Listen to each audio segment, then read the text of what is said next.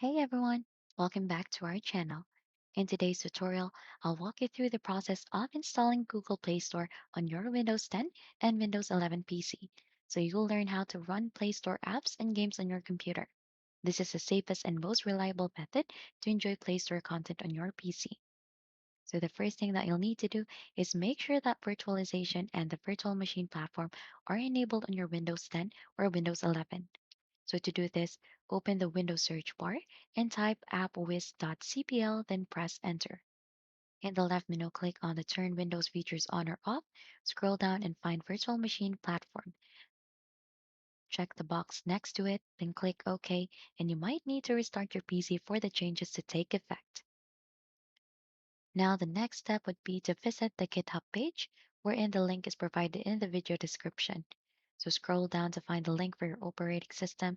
So we have your Windows 11 times 64 or Windows 10 times 64. So click on the appropriate link to start downloading the zip file. So since I'm using Windows 11, so I'll choose Windows 11 in here. Once the download is complete, open the downloaded folder and extract the files to a location of your device. And right after, inside the extracted folder, locate the Run file. Right-click on it and choose Run as Administrator, and then if prompted, click More Info and then Run anyway, and then approve all the permission requests. So the script will start installing the required components, including the Windows subsystem for Android. Follow any on-screen prompts and let the installation process complete. And once the installation is finished, it's recommended to restart your PC again. After the restart, search for Play Store using the Windows search bar. Click on the Play Store app to open it. Now you have the option to sign in with your Google account and you'll have access to the Google Play Store on your PC. So within this Play Store, you can browse and install apps and games just like you would on an Android device. Simply search the app or game you want, click on it, and hit the install button. And there you have it.